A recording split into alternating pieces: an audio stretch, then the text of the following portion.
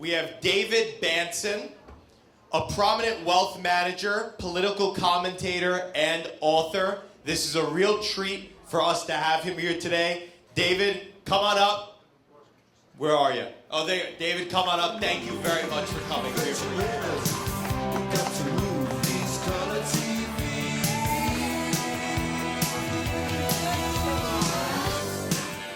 So, the prior speaker had to leave because he's got to be on his show at midnight.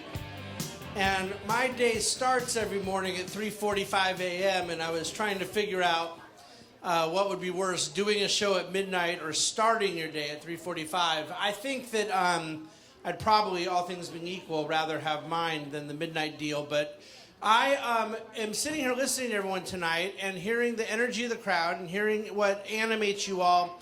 And I was wondering why in the world they invited me to come speak, because I don't think that I am worthy of being here with you. You guys are something else, and it's been a privilege to be here and participate. And I'm going to speak for a very, very short period. First of all, because my driver's been waiting for an hour, and second of all, because it's almost my wake-up time, and I can't sleep in the suit and have it not be wrinkled.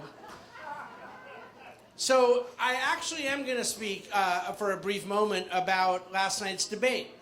But that isn't really why I thought I was coming tonight. I have a book that came out about 6 months ago. For those who don't know, I'm on Fox about 3 or 4 times a week, generally talking about the market, about the economy. I do economics for a living. I have been very involved with several presidential campaigns in terms of economic policy. I invest money for a living. My firm is in Manhattan. We manage about $6 billion. And I was born and raised as a Ronald Reaganite Republican. And because I run my own firm and don't work for a large Wall Street firm anymore, I can say whatever the hell I want whenever I want, and I'm not going to fire myself. But I want to say that last night's debate, the reason I'm setting this up is my book is about work. And I wrote a book in February called Full-Time Work in the Meaning of Life. And the website for the book is fulltimebook.com. And the book isn't very political. The book is me making an argument that God made us. By the way, God made us male and female, but I just thought I'd throw that out there. To work. God made us to work. And I don't merely mean it in the way that it's been said a few times tonight, which is also true. If you won't work, you won't eat. And that there ought to be a certain punishment with not working. There ought to be a certain reward with working. I believe that, but that's not really what the book was about. I'm trying to make the argument, which sometimes those of us who are politically obsessed forget, that there is a human joy, a meaning, a dignity in the human person that comes from work. And what does this have to do with last night's debate? A lot of people have been trying to scream for Vice President Harris to offer real meat on the bone about her policies. And when she finally did about 3 weeks ago come out and say 2 things in North Carolina, she said she wanted to put price controls on groceries. And then she said that she wanted to give people $25,000 to help them with the down payment of their house. So government subsidy, that always makes prices go down, right? And price controls, which worked very well in Cuba and the Soviet Union and continues to work very well in North Korea. But this isn't like a right-wing versus left-wing thing. There's no left-wing economist that would say with a straight face that price controls work. Okay, so we can be critical and should be critical of Vice President Harris's economic policies that she's presented so far. But she did something else last night that no one's really talking about because of all the other stuff that came out of the debate, and it wasn't a good night. She said that what she wants is something she calls an opportunity society. Well, the opportunity society is what we call America. And it is rooted in this belief that the pursuit of life and liberty and the pursuit of happiness is the reason we have our independence, and that the government exists because the people empowered it to secure these rights. It's a very simple lesson in American civics. The notion that we will create an opportunity society because Kamala Harris will give people money that isn't hers, that we will give people, you remember that Obama video, Julia, where they described someone from birth all the way to death being taken care of by the government? We already know that America can't afford it. We already know that the welfare state doesn't work. We could go on and on with all those criticisms because they're all right. But the criticism that I want to make over and over again of left-wing policies about work is fundamentally that they create unhappy people. That people who don't work lose their God-given purpose, the dignity with which God made them. It's a moral argument. Thank you. It's a cultural argument, and that this belonging, this purpose, this productive activity, I don't mean to, by the way, just generating a paycheck. It could be working at home in your family. It could be working in your community. There's volunteer endeavors, things we do with our church, our synagogue. My point is productive, useful activity. But when Kamala Harris describes this vision of work, and you remember Bernie Sanders about 6 months ago pushing for a 32-hour work week. And then he said something that is very telling about the way the left thinks about the human person. He said human beings shouldn't have to be in the office that long. They deserve more time fishing and recreating. You know that is a line, literally, word for word, from Karl Marx. And it doesn't merely come from a wrong economic ideology, a wrong political philosophy, though it does. It comes from a wrong view of the human person. The human person is happiest when they're producing and working, and that they have their needs met by meeting the needs of others. This is our conservative vision for society. Their vision for society leads to people that are poor in spirit because they do not contribute. This is what full-time is about. This is what working hard is about. This is the message I want for the right, for the Republicans, for conservatives. And this is why I fundamentally disagree with Kamala Harris, because it is not true that she believes in an opportunity society by giving people money that she redistributed from others. The way in which we support people working is not price controls. It's not government subsidies. It's freedom. And then getting the hell out of the way. So they had said I could take a couple questions. I know we're near the end of your evening. I'm happy to if there are any questions, but I'm also happy to turn the mic over to who's ever coming up next. But again, full-time work in the meaning of life is a message I believe in, not merely for the politics, but for what it ultimately says about the type of society we want to have. Hardworking people are happy people. Yes, ma'am. Say again. So she asked where I was brought up, and I think that's her way of saying I don't detect a New York accent. And so she's not wrong, but I was brought up in Southern California, and I live in Midtown Manhattan, and I go back and forth between California and New York because I am one stupid person. It is not a tax strategy, in case you were wondering, to live in the two highest tax states. But I was born and raised in a city called Irvine, California. And I've lived in Newport Beach 20-something years. And then 8 years ago, I brought my family out to New York. And I absolutely love New York. And we're going to take the state back. And it's going to be exactly what it ought to be.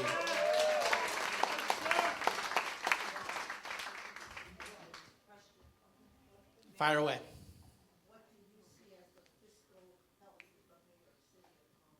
Well, the fiscal health of New York City is much like the fiscal health of New York State, which is much like the fiscal health of the United States, which is atrocious. Look, nationally, $35 trillion of debt. New York City is, there's absolutely no way they can get that budget into balance. If interest rates start coming down and they're able to issue more municipal debt, which is what they've done for about 50 years, is always just roll over ongoing debt levels that never get paid back. They just get paid by issuing new debt to cover it.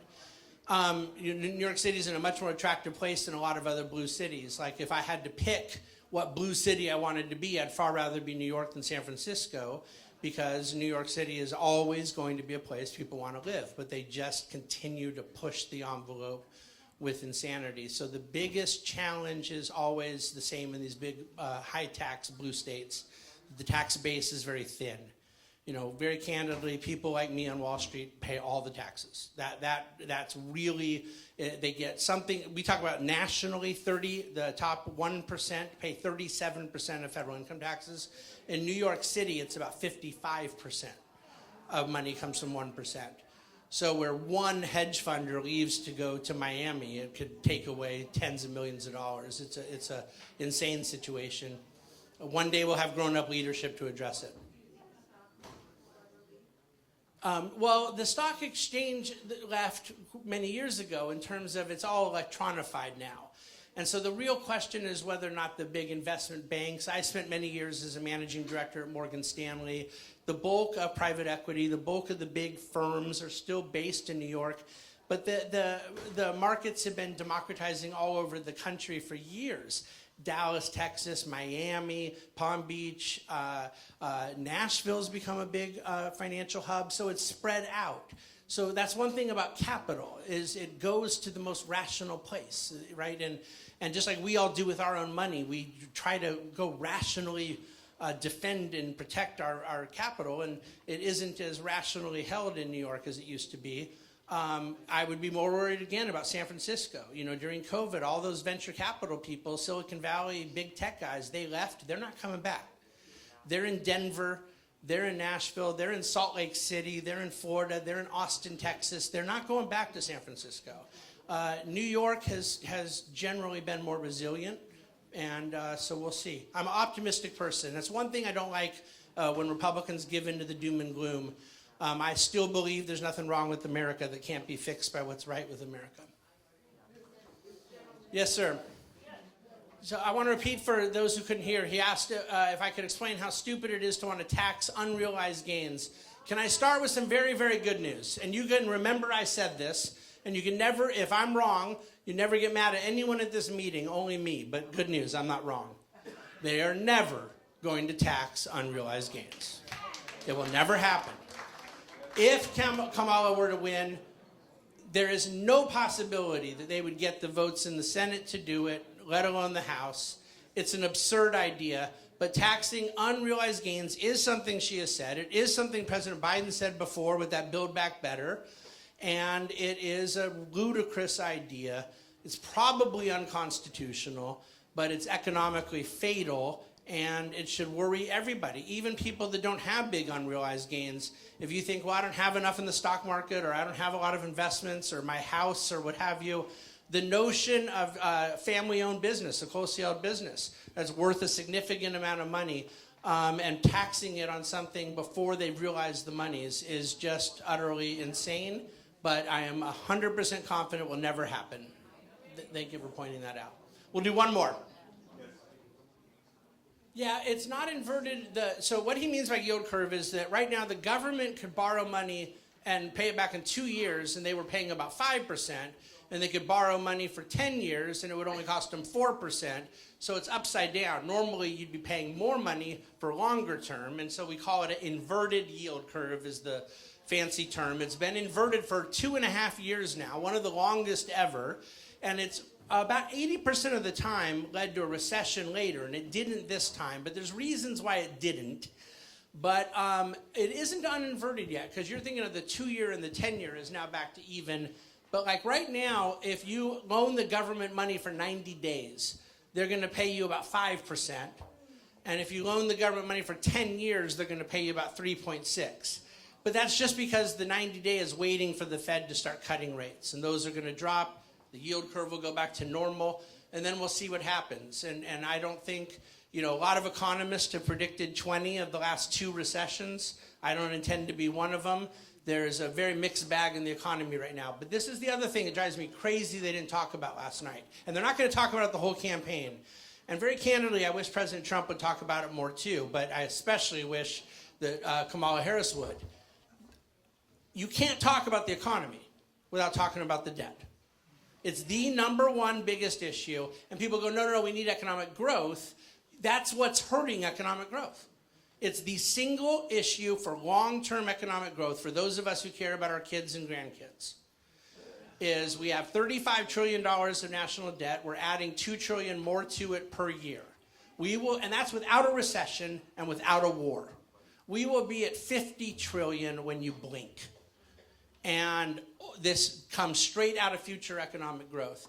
So the reason why the yield curve and all these bond borrowing prices will go down is the government can't afford to borrow money much higher. So they're doing what they've done in Japan. It puts downward pressure on economic growth. This should be something that Republicans are talking about. You have to limit the size of government, which means cutting spending, which means limiting government debt. It has to be the number one biggest issue, not just economically, but morally. It's not fair to our kids and grandkids. Yeah, I'm not, I mean, again, it's not. I understand that, and we need more than an audit of it. All of it gets audited. I know what they're spending money on. There isn't a mystery that we're spending $2 trillion more than we're bringing in. The problem is that we have to quit spending so much. We have a government that's too large. So, all right, I'm going to turn the mic back over. Thank you all for having me.